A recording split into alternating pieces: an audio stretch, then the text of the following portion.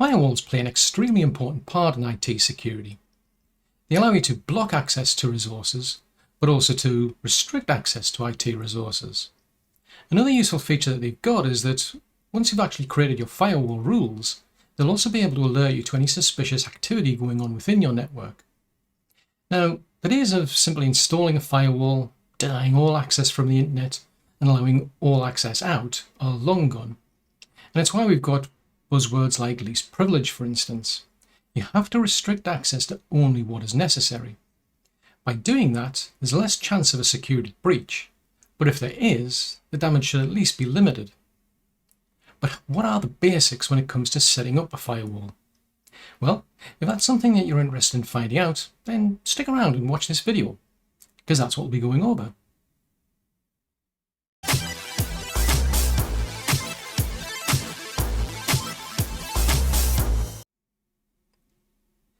Now, when it comes to deploying firewalls, it really depends on your circumstances and requirements, but typically it's going to look something like what I've got in this diagram. So the idea is that we've got computers that need access to resources on the internet, but we actually want to protect ourselves from the internet. In other words, there's all sorts of nefarious individuals, businesses, and even government entities for that matter, who would love to be able to hack into your computers and exploit them for whatever reason. And so for that reason, we put a firewall between our computers and the actual internet. That way we can control the traffic that comes from the internet. But given the buzzwords of least privilege, for instance, we should also be controlling what we actually try to access on the internet, or at least we should restrict it, I should say, specifically to what is necessary. Now, one thing I will point out here is that I've actually got two firewalls.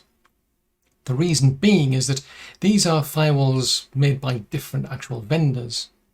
And the reason for that is that if this vendor's firewall happens to end up with some security vulnerability and somebody on the internet is able to compromise that and be able to take advantage of the firewall, whether it's full control or just being able to bypass the rules, because this is a different vendor firewall, then it's much less likely that they'll be able to carry out the same exploit on this specific firewall as well. Now, granted, it might be an open source bug, for instance, and they're both using that same library, for instance, but it still makes a lot of sense to have two separate vendor firewalls to reduce the risk of a complete breach and somebody being able to get direct access into your internal computers. Now, when it comes to firewall interfaces, it really depends on the requirements, but in this example, what we've got is an external firewall. So this is the one that's directly touching the internet in some shape or form. It has one external interface and one internal interface. Then we've got an internal firewall, and that one has an external interface. I mean, it's not actually touching the internet as such, it is going through our own firewall, but from a sort of like a security perspective, we could see that still being an external interface as far as these computers are concerned. And these interfaces that we've got here, these are our internal interfaces. Now, you'll note that I've got servers in one network, PCs in another, then I've got management in another. And the reason being is that we're following this idea of a buzzword called least privilege. In other words, we should only be giving users and computers access to what is absolutely necessary. So by isolating our servers from our users and their computers, it's less likely that one of these computers can actually get hacked by one of your own internal staff for whatever reason. Just as a simple example, all it takes is somebody to click on some link, that computer to then get infected by some malicious software. Well, if that computer is trying to gain access to one of your servers, if we're only allowing DNS access, for instance, to our DNS server here, then that's all we're going to get. We won't be able to try to remotely log into it using SSH. I mean, sure, we're going to have extra software security. We should have, software firewalls on the servers themselves. And yes, we should have authentication on these servers, but that's always susceptible to actual bugs, security weaknesses. So it's better to completely isolate these servers from these computers to minimize the risk entirely. And for a similar reason, we have management connectivity. Now, what I'm referring to here as management is actually management of our actual computer devices, and firewalls are all of our network equipment out here from computers in this management network. So it's not management staff, but management computers for management of the actual network infrastructure and computers that go with it. By doing that, it means that if a computer in here or in here were to get infected, then if we've got a firewall that only allows management access from these computers, well, it doesn't matter. These computers and these PCs, they can't try to take control of the actual firewall if the firewall is only allowing access from here. So there's a good reason for separating things out, because by forcing the traffic through the firewall, we can control it. But it's not just about protecting our actual internal computers. We've also actually got to protect our computers from the internet internally. We actually have to restrict what access they can get to the internet itself, for a similar reason, in that if one of these computers were to get compromised, if we can actually stop one of these computers from being able to communicate with a server out there, for example, yes, we didn't stop it from being infected, but at least we sort of mitigated the damage. The software, for instance, that gets installed on computers that needs to communicate with a server to actually get its instructions to do anything. Now, if we're actually blocking that access through the firewall, then at least we've done something to limit the damage. It's then left to antivirus software and so on to actually track down the actual problem and remove the software and so on. But the whole idea here is we'll be able to take advantage of the firewall to minimize any damage should we actually end up getting a breach. Because if we have a setup here where we're blocking access entirely from the internet, our biggest threat is actually from our own computers. So we have to do what is necessary to limit what these computers can get access to wherever it is they're trying to get to. Now, before I start to get into the basics of configuring firewall rules, I just wanted to touch upon the different ways in which firewalls can actually handle rules. And it really depends on the vendors, because they do it in different ways. You might go to one vendor and find you've got to configure it this way. Then you go to a different vendor and you find you've got to configure it that way. So in this particular example, the way I'm trying to portray this is that essentially everything is just on one network, essentially, from the perspective of the firewall. The reason for that is this is a global rule firewall. It doesn't care where the traffic's coming from. You just set up a rule, for instance, to allow traffic from one source address to another destination address, and that's it. And then by doing that, for example, we could have one rule that allows HR and sales access to a DNS server, for example. Likewise, we could allow HTTPS access to the internet for all of these computers with one rule. That's great when you're just getting started, I suppose. The problem is, as the rule set gets bigger and bigger, it becomes harder and harder to manage. And it can also start pushing on the actual CPU utilization as well. So they're pretty easy to set up, but it's also a big risk in the sense that if you make a mistake and allow access to things that you didn't intend to, especially if you set up a rule allowing access to anything, and you're not taking some precautions to block access to internal computers, yeah, you can be in a whole heap of trouble just by making a slight mistake within your rule set. In this particular case, we've got an external firewall anyway, whereas if we didn't have this, if this firewall had direct access to the internet, you could accidentally have allowed complete access from the internet. It's that easy to make a mistake.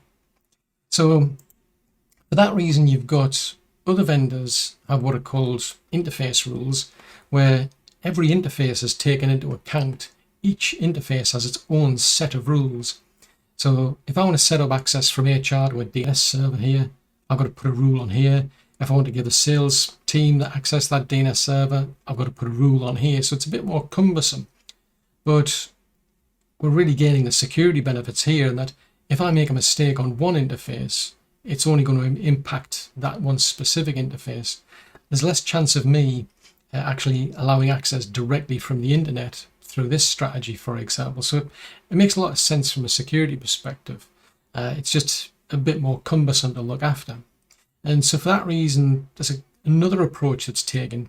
And in this one, we're dealing with what you would refer to as zones, essentially, where you can zone interfaces together. So HR and sales, well, this is our user zone, this is our server zone, this is our management zone. And I can set up a rule that allows our actual user zone access to the DNS server. So instead of having to put DNS rules on both of these interfaces, I just set up the rule for a specific zone. So I would say it's probably like a slightly better approach than just the basic interfaces because it's less cumbersome. We're just setting up rules from one zone to another, and I do quite like that approach. I haven't seen many firewalls do that. Most of the firewalls I've touched upon tend to be either this strategy where it's per interface rules, or one of the most popular ones that is or was out there was based on global rules.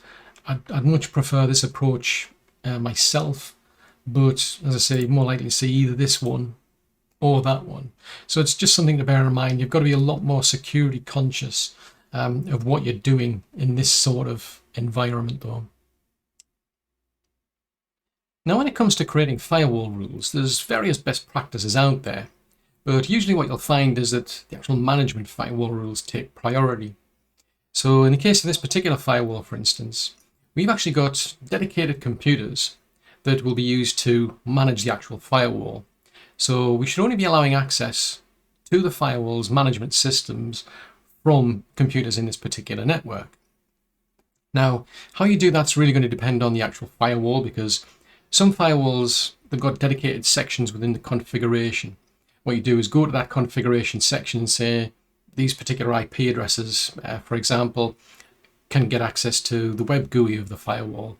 And then that basically blocks any of these computers, for instance, being able to even try to authenticate to the firewall to try and manage it. Other firewalls, on the other hand, they just treat the actual rules similar to any other rules. So you've got PC rules here, we'll have server rules. So the actual management rules will look just the same. And again, how you actually configure those really depends on the actual type of firewall. So if you've got a firewall that's got just one big global rule table, then you'd end up with all of your rules, your management rules and your user server rules all in one big list. On the other hand, in this particular case, if you've got a dedicated interface to a management network, we'd have very specific rules on this interface just for managing the actual firewall, for instance. So the first thing we're actually going to start with is actually setting up management rules on this firewall here. And what we're going to be using is a pfSense firewall, but typically how you configure your firewall rules is basically the same on most firewalls. I'm just going to try and follow a universal style so that no matter what type of firewall you're using, then you should be able to follow along. Now the firewall that I've got here is a pfSense firewall, meaning that the actual rules are applied on a per interface basis. Each interface connects to a different network, and each interface has its own set of rules. So for that reason, in order to be able to cover all of the different types of firewalls as best I can, I've deliberately set this up so that it only has two interfaces. It's got a WAN interface, in other words, the external interface, and it has a LAN interface, which is the internal interface. It doesn't have a dedicated management interface. Now, if you did have a firewall that has a dedicated management interface, you would configure your rules here.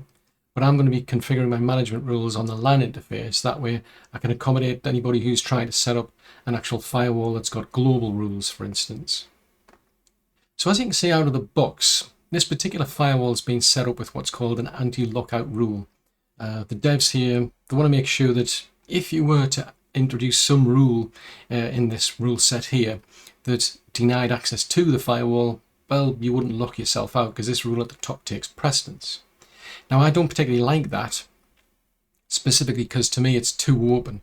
I like to lock things down to a very specific device or set of devices. That's why I've got this buzzword of least privilege. So what we're going to do is to create a completely new rule to replace that one, to allow management access to the firewall from a specific computer. So I've got choices. I can either click on this button here to add a rule at the bottom of the list, or this one to add a rule at the top of the list. At this moment, it doesn't really matter because the actual rule set that we've got is quite short anyway. So I'm just going to click the one here. And it's going to give us a kind of a blank canvas essentially, where by default, it'll allow the traffic through. It's set up for the LAN interface. You wouldn't really see that if it was a different type of firewall. The address family is IPv4, but you could go for IPv6 or a combination of the two if you like. It's defaulting to TCP as the protocol. Now, in our case, that's fine because we want to get HTTPS access to this firewall from a specific computer. So already the defaults are fine, for me. If they need changing to something else, then yes, we would have to modify those, for instance. When it comes to the source, it's defaulting to any, which for me isn't really practical. That would just be the same as the actual the rule that we've already got for the anti-lockout rule. So I want to make this very specific for a specific IP address. I mean, I do have other options. I could, allow it for an entire management network, for example. Any computer on my LAN network, for example. In this case, I want to be very specific in terms of the actual computer. So I'm going to tell this that I only want to allow access from my management computer. Now, one thing to point out is if you've got multiple computers, you can start setting up things like object groups, for example, on some firewalls, aliases in the case of pfSense here that allow you to group those IP addresses together. That way you don't have to have multiple rules. But I'm trying to keep things simple here because how you do all that, it varies depending on the firewall. So at this stage, I'm just going to focus on very specific IP addresses where I can. For the destination, this is a rule to get access to the actual firewall itself. Now, in the case of pfSense, I do have an option where I can actually tell it I want to allow access to the actual firewall itself. Otherwise, I can specify again a specific IP address. So what I'm going to do is go for the IP address of this actual firewall, assuming you don't have that feature. So this one would be 21.1. It then wants to know what the actual destination ports are. Now, there is options up here for the actual source port, but that's very unusual. There are only certain protocols tend to be that specific in terms of the source port, I must admit. But you can set that if you like, if you happen to know it. The trouble is with like web traffic, it's going to be ephemeral. It's going to be a long range of ports within the actual protocol. So usually something like that's just fine, where we just specify the actual source IP address rather than the port that the traffic's coming from. For the destination port range, though, I want to narrow this specifically down. Now, for this particular type of firewall that I've got here, it does have a list of known applications, if you will. So I could pick one from the list, so HTTPS, for example, and it automatically fills that in for me as port 443. If I knew what that was anyway, or if I didn't have that list, I could put that in myself. So if I go back to other, and I just type in 443, that's enough for me. The options I've got here are to specify a range of ports if I want to. I don't actually want it to be, in this particular case of web access, to be anything other than port 443. But if I needed to be using anything up to port 447, yeah, I could do that if I wanted to. But if I just leave it blank, then all we'll be allowing is access to port 443. For the description, you can put whatever you like in here. So I'm just going to say management access to firewall. Now, you do have options here for logging the traffic. The only thing is, it really depends on your own intentions, really. I mean, some companies, for example, they just want to log everything, monitor everything. In my case, this is a rule where I'm allowing traffic. I'm only interested in deviations from my rules. If somebody's trying to get access to something they shouldn't, that's the sort of traffic I want to see. Otherwise, the list just gets extremely long. It just gets more complicated to look after. So I'm just going to leave that feature disabled. I don't want to log the traffic. If somebody does access this firewall from that specific IP address, then that's fine. I mean, if you're doing this like where the actual management of the actual devices should only occur within a specific time period, then that would be that feature would be useful, because then you could log that information every time the computer gets accessed.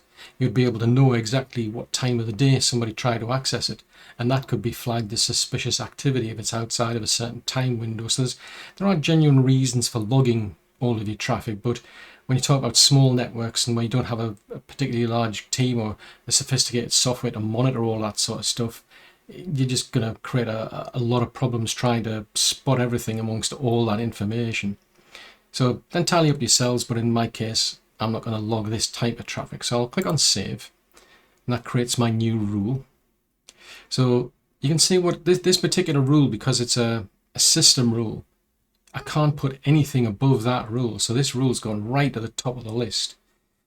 So what it's doing is it's allowing IPv4 as the actual protocol, more specifically TCP. The source address is 172.16.18.10, and we're allowing access to 172.16.21.1, which is the LAN interface IP address of this firewall, and we're going to allow access to port 443. Now, what I'm going to need to do with this particular firewall for that change to actually take effect is to click on that option there to apply the changes. With some firewalls, you put in a firewall rule and it takes effect immediately. So some things do vary amongst different firewalls, but I should now be able to get access to this firewall from that particular computer. One thing I'll point out though is that because the devs don't necessarily know what you need access to, they've deliberately created rules at the bottom that are allowing access to anything. So that's something to bear in mind, that even if this rule fails, I've still got a kind of a catch-all here that says, well, yeah, we'll still allow you access to anything basically. So one thing I do want to do, actually I'll just make my life easier. I'm just going to click on the cog here. And I'm going to look for the rule, the anti-lockout. I'm going to disable this as far as pfSense is concerned, because I don't really want that. So I'm going to click on save, because I don't want that rule at all. I'd rather have my more specific rule that allows access as I want it. I'm being very specific in terms of the actual computer that has access, whereas that particular anti-lockout rule allows access to anything. So I'm just going to wait for that change to take effect. So that anti-lockout rule should now have been disabled. So if I go to my set of rules, and then go over to the LAN interface, you can see the rule that was at the top, this anti-lockout rule, has completely disappeared. And remember, I couldn't place anything above that. That rule would have took precedence over anything. No matter what I put in, that rule would have taken precedence. Now, you don't get that on other types of firewalls. I just know, for instance, it's something you do get with pfSense, but it now means that the rule that I've got right at the top of the list, which is allowing me management access to this actual firewall, is the rule that I've created. And you can see we've actually got some hits here where it's actually showing me that that rule is actually being used. Now, at this stage, I do have these two rules at the bottom, which are allowing access to anything. So that's my catch-all safety net. So even if my rule had failed, this rule here, which is allowing all IPv4 traffic to go anywhere from anywhere, would have still allowed me to get access to the firewall. So now that I've got that rule in place and I do have access and I can see that I'm getting hits, in other words, I should be able to continue getting management access from this computer that I'm using. At this stage, what I want to do is to actually lock things down. So I need to change this behavior. So I need to actually disable all other access basically. So in this case, we're going to go to the IPv4 rule here. I'm going to change that to, just call it the block rule. Now, I've got options of block and I've got options of reject. Normally in a firewall, I would go with block. There are other names for these. Some might just call it a drop rule, for instance. But the idea is the difference between these two is that the block rule doesn't send an actual reply back to the actual computer that's trying to connect, and that's deliberate.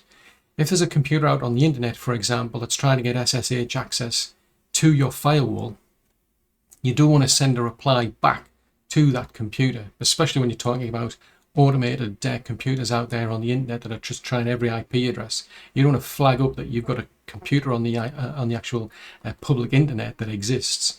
If they're not seeing any response back, we'll probably just ignore it. So for that reason, I wouldn't want to have a reject option which sends a response back to say, no, permission denied. So that's why I'd rather have the block option.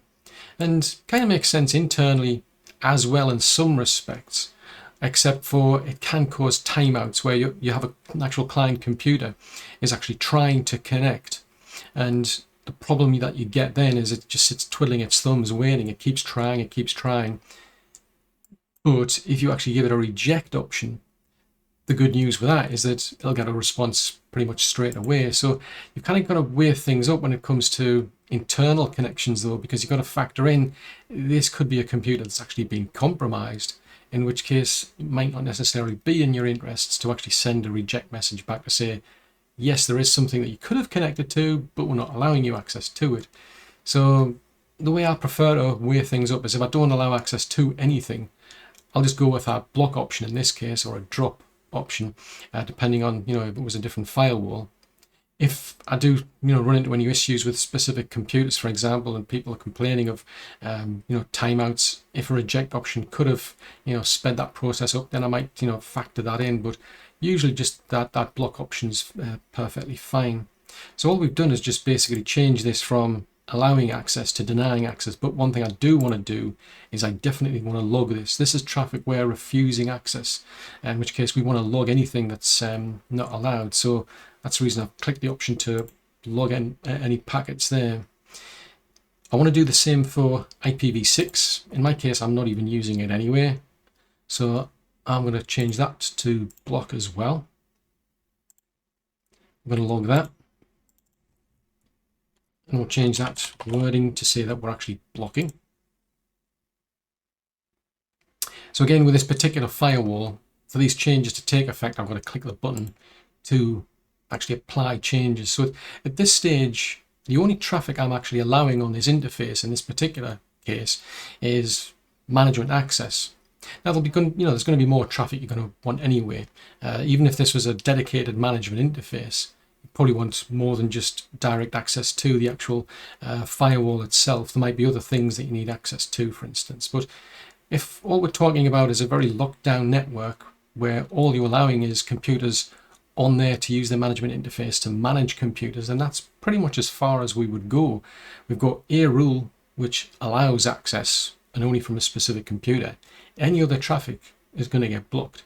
And this would apply, if it's a global rule set, well, obviously we're going to need a lot more rules than this, but in the case of a dedicated management interface, this is as far as we really need to go.